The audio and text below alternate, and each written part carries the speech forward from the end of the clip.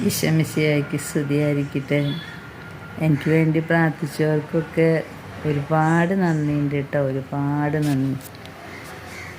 എനിക്കിന്ന് പുലർച്ചെ 3:30 മണിക്ക് ഔസേപ്പിതാവ് ഒരു വലിയ സ്വർഗീയ ഇടപെടൽ നടത്തി.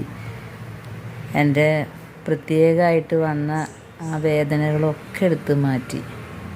എൻ്റെ ഔസേപ്പിതാവ്, കണ്ണമാലി ഔസേപ്പിതാവ് ഇവിടെ ഇങ്ങനെ എൻ്റെ റൂമിലുണ്ട്. നിങ്ങൾക്കറിയാം, ഞാനിപ്പോൾ കിടക്കുകയാണ്. ഔസേപ്പിതാവ് ഇവിടെ വന്ന് തൊട്ട് സുഖപ്പെടുത്തിയെന്ന് പറയാം.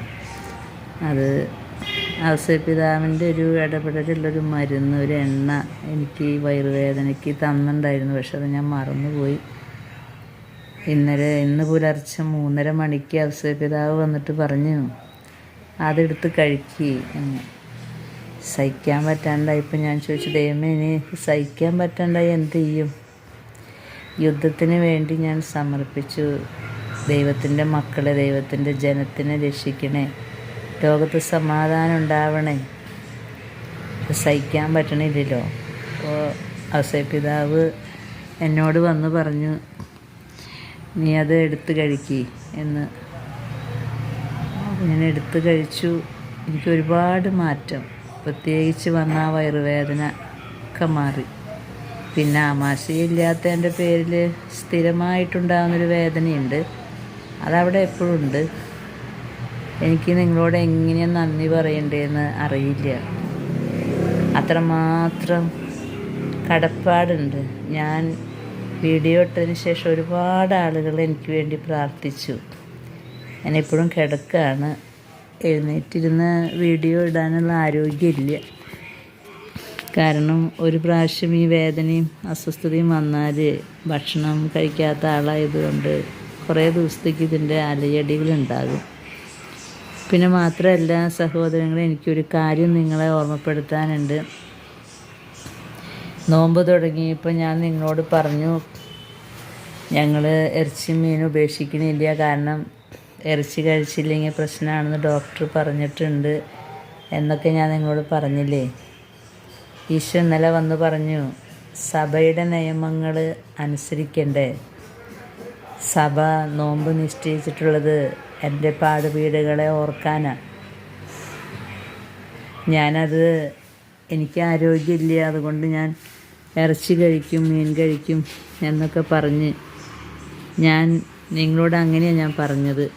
നിങ്ങളൊക്കെ ഉപവസിക്ക്, നോമ്പെടുക്ക്, ഞാൻ നോമ്പെടുക്കാൻ എനിക്ക് പറ്റില്ല എന്നൊക്കെ. ഈശോ പറഞ്ഞു, മോളെ, ഇപ്പോൾ നിനക്ക് ഭക്ഷണം പോലും കഴിക്കാൻ പറ്റണില്ലല്ലോ. നീ 1 ടീസ്പൂൺ കഞ്ഞിയുമേലെ നിൽക്കണേ, എന്നിട്ട് നീ എങ്ങനെ ജീവിക്കണേ?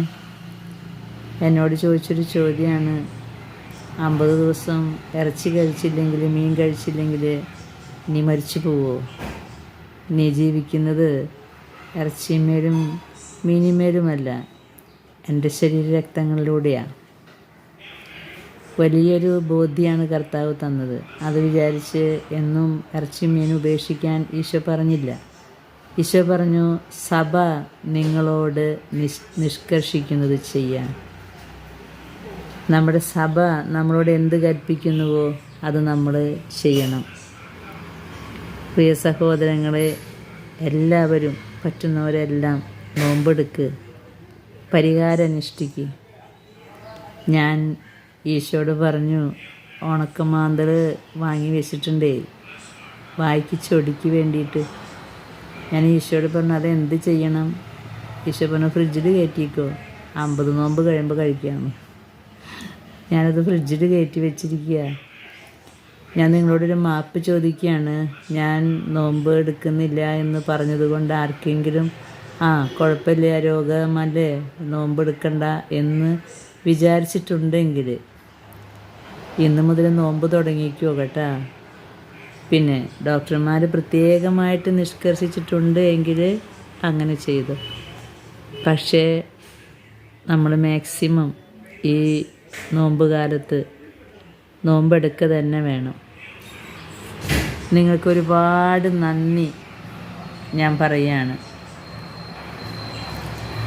പിന്നെ കുറേ പേര്, ഒരു കുട്ടി എന്നോട് ചോദിച്ചു, യുദ്ധം നടക്കേണ്ടതല്ലേ, യുദ്ധം നടന്നാലല്ലേ അന്ത്യം വരുള്ളൂ, ഈശോ വരുള്ളൂ, പിന്നെന്തിനാ യുദ്ധം അവസാനിക്കാൻ പ്രാർത്ഥിക്കണേ എന്ന്.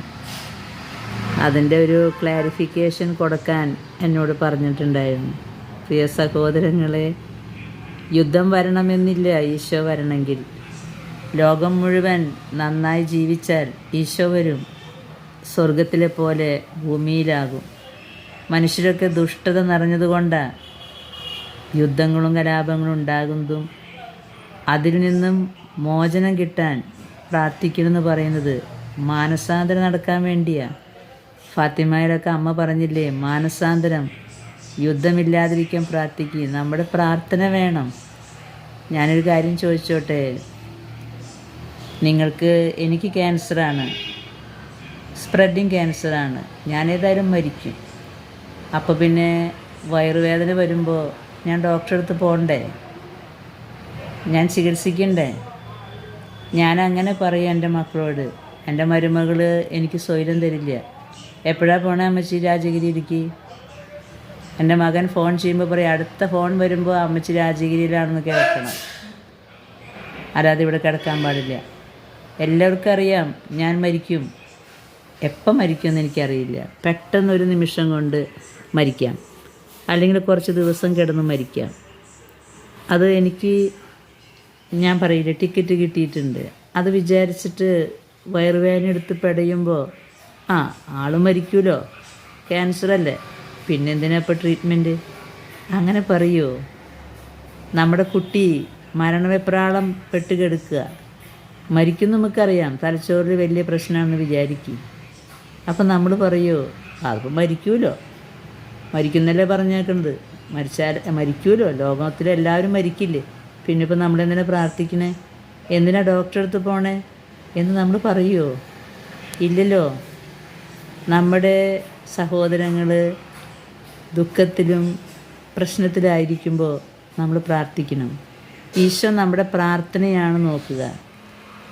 പരിശുദ്ധ അമ്മ നമ്മളോട് പ്രാർത്ഥിക്ക്, പ്രായശ്ചിത്തം അനുഷ്ഠിക്ക് എന്നൊക്കെ പറയുന്നതേ നമ്മുടെ പ്രാർത്ഥനകൾ എടുത്തിട്ട് വേണം ഈശോയ്ക്ക് ലോകത്തെ രക്ഷിക്കാനെന്ന്.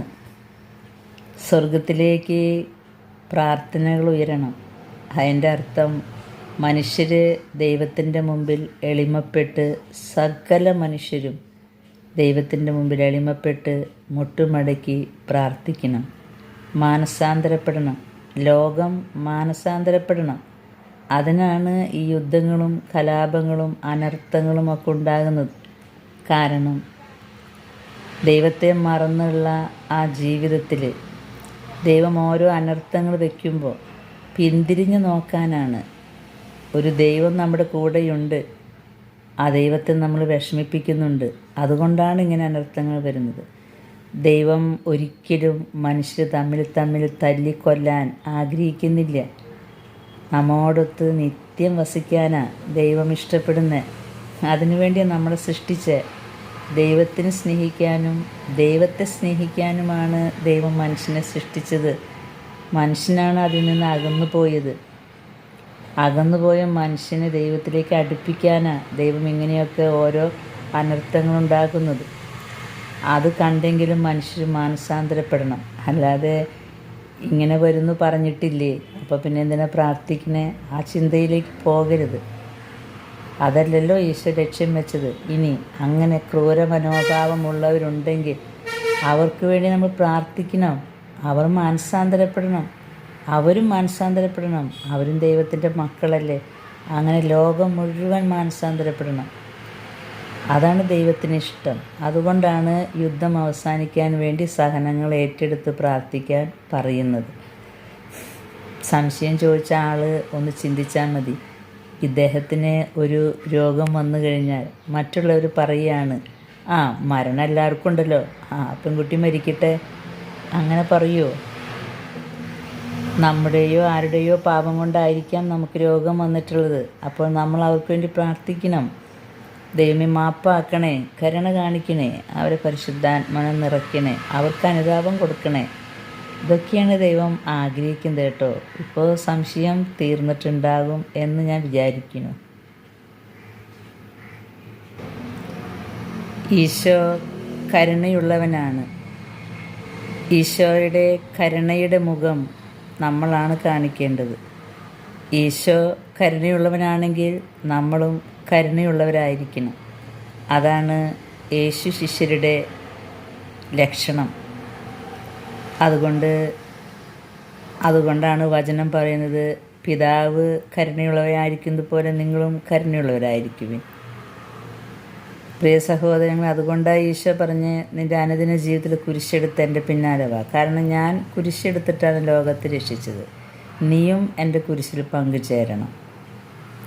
അങ്ങനെയാണെങ്കിൽ പിന്നെ യുദ്ധം നടക്കുമ്പോൾ ഇതൊക്കെ വരാനിരിക്കുന്നതല്ലേ, വരട്ടെ എന്ന് പറയാൻ പാടുണ്ടോ? പ്രിയ സഹോദരങ്ങളെ, നമ്മൾ പ്രാർത്ഥിക്കണം. അവസാന വിധി ദിവസം നമ്മളോട് ഇങ്ങനെയാണ് പറയുക, ഞാൻ പ്രവചിച്ചിട്ടുണ്ട്, ഞാൻ പദ്ധതി വിഭാവനം ചെയ്തിട്ടുണ്ട്, അത് നടക്കും. പക്ഷേ നീ എന്ത് ചെയ്തു? ലോകത്ത് ഒരു വിഭാഗം ആളുകൾ ഇങ്ങനെ പേടിച്ചും വിഷമിച്ചും മാനസാന്തരപ്പെടാതെയും കഴിഞ്ഞപ്പോൾ നീ എന്ത് ചെയ്തു? നിൻ്റെ പങ്ക് എന്ത്? അതനുസരിച്ചായിരിക്കും നിനക്കുള്ള വിധി. യുദ്ധത്തിൽ ചിലപ്പോൾ നീ മരിച്ചില്ല എന്ന് വരാം, പക്ഷേ ഒരിക്കൽ മരണമുണ്ടല്ലോ. അപ്പോൾ വിധി വരും. നീ എന്ത് ചെയ്തു? അതുകൊണ്ടാണ് മറ്റുള്ളവർക്ക് വേണ്ടി പ്രാർത്ഥിക്കണം, ലോകത്തിന് വേണ്ടി പ്രാർത്ഥിക്കണം എന്നൊക്കെ പറയുന്നത്. പ്രിയ കൂട്ടുകാരി, സംശയം തീർന്നിട്ടുണ്ടാകും എന്ന് ഞാൻ വിചാരിക്കുന്നു. സുഭാഷിതം 16:1 പറയുന്നു, മനുഷ്യൻ പദ്ധതികൾ വിഭാവനം ചെയ്യുന്നു, അന്തിമ തീരുമാനം കർത്താവിൻ്റെയാണ്. ഇപ്പോൾ നിങ്ങൾ ഓർക്കണം, ഞാൻ ചൊവ്വാഴ്ച മുതൽ അതികഠിനമായ വേദനയിൽ പൊളയുകയായിരുന്നു.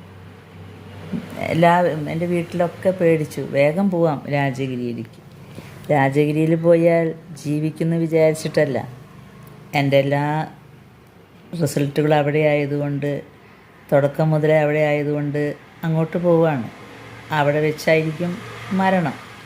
എങ്കിലും മനുഷ്യരെന്തിനാണ് അങ്ങനെ കൊണ്ടുപോകുന്നത്? ജീവിച്ചിരിക്കുന്നവർക്ക്, എൻ്റെ കുടുംബക്കാർക്ക് ചെയ്യാനുള്ളത് ചെയ്തു എന്ന് അവർക്കൊരു ചാരിതാർത്ഥ്യം. അല്ലാതെ മരിക്കാതെ എന്നും ചിരഞ്ജീവിയായി ഞാൻ നിൽക്കാനല്ല. അവർക്ക് ചെയ്യാനുള്ളത് ചെയ്തു. അതുതന്നെയാണ് ഈശോ ചോദിക്കാൻ, നിനക്ക് ചെയ്യാനുള്ളത് നീ ചെയ്തോ എന്ന്. അന്തിമ തീരുമാനം കർത്താവിൻ്റെയാണ്. അതുകൊണ്ട് നമുക്ക് ചിന്തകളെ മാറ്റാം, ധാരാളം പ്രാർത്ഥിക്കാം. കഷ്ടപ്പെടുന്നവർക്ക് വേണ്ടി, സഹിക്കുന്നവർക്ക് വേണ്ടി, ദുഃഖിക്കുന്നവർക്ക് വേണ്ടി പ്രാർത്ഥിക്കാം. പ്രാർത്ഥിച്ച് പ്രാർത്ഥിച്ച് പ്രാർത്ഥിച്ച് അത് നമ്മുടെ പാപത്തിനും പരിഹാരമായി തീരും. ദൈവം നിങ്ങളെ അനുഗ്രഹിക്കട്ടെ. വിശുദ്ധ യൗസേ പിതാവ് ഈ മാർച്ച് മാസത്തിൽ വീണ്ടും എൻ്റെ ജീവിതത്തിൽ ഇടപെട്ടു എന്നോർത്ത് കോടാനുകോടി നന്ദിയും സ്തുതിയും ഈശോയ്ക്ക് ആരാധനയും കാഴ്ചവെക്കുകയാണ്.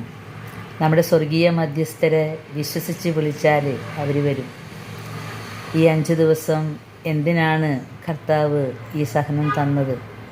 ഇപ്പോഴും സാധാരണയുള്ള വേദനയുണ്ടെങ്കിലും പെട്ടെന്ന് കടന്നു വന്ന ആ വേദന 4 ദിവസമായിട്ട് സഹിക്കുകയായിരുന്നു. അത് പോയി, ഒരു നിമിഷം കൊണ്ട് പോയി. ഔസേ പിതാവ് ശരിക്കും എൻ്റെ അടുത്ത് വന്നു.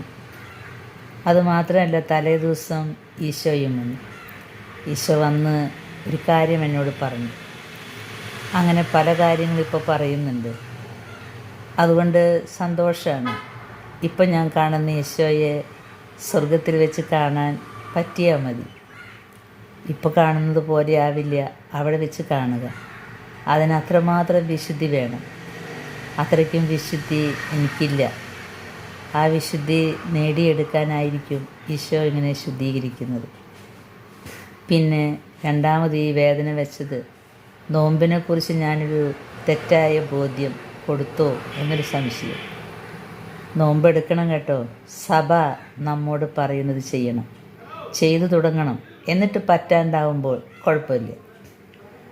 ഞാൻ നോമ്പ് തുടങ്ങിയിട്ടുണ്ട്. അതുമാത്രമല്ല, ഇന്നലെ വേറൊരു അനുഭവം കൂടി ഉണ്ടായി. ഞാൻ ആ വീഡിയോ ഇടാൻ ഈശോ പറഞ്ഞിട്ടപ്പോൾ കുറേ മക്കൾ പറഞ്ഞു, എനിക്ക് ഈ മെസ്സേജ് നോക്കാൻ പറ്റുന്നില്ല. അവർ മന്നോഷണായിട്ടിരിക്കുകയായിരുന്നു ചേച്ചി, അല്ലെങ്കിൽ ആൻറ്റി. ആലീസമ്മ, ഞങ്ങൾ പ്രാർത്ഥിക്കാൻ തുടങ്ങിയിട്ടുണ്ട് എന്ന്. അത് സാത്താന് ഇഷ്ടപ്പെട്ടില്ല. സാത്താൻ ഇന്നലെ രാത്രി എൻ്റെ റൂമിലെത്തി. അവൻ എന്നെ ഭയങ്കരമായി പീഡിപ്പിച്ചു. ഞാൻ അവനെ ഒഴിവാക്കാൻ പ്രാർത്ഥിക്കുകയാണ്. എനിക്കറിയുന്നില്ല ഞാൻ പ്രാർത്ഥിക്കുന്നത്, പക്ഷേ അത് മറ്റുള്ളവർ കേൾക്കുന്നുണ്ടായിരുന്നു. രാത്രി 11 മണി സമയം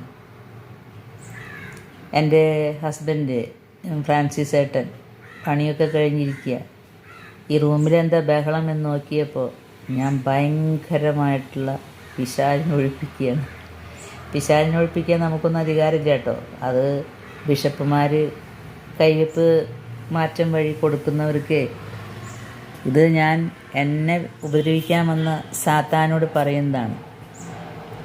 അവർ പറയാണ്, ശ്രദ്ധിച്ചു നോക്കിയപ്പോൾ പറയുന്നത് in the name of Jesus എന്ന് പറഞ്ഞിട്ടാണ് ഞാൻ പ്രാർത്ഥിക്കുന്നത്. അപ്പോൾ പുള്ളിക്കാരന് മനസ്സിലായി ഇങ്ങനെ ഇടയ്ക്ക് ഇടപെടലുണ്ടാവാറുണ്ട്. അപ്പോൾ സാത്താൻ ഇഷ്ടപ്പെട്ടിട്ടില്ല. മനുഷ്യർ പ്രാർത്ഥിക്കാൻ തുടങ്ങിയാൽ അവന് ദേഷ്യം വരും.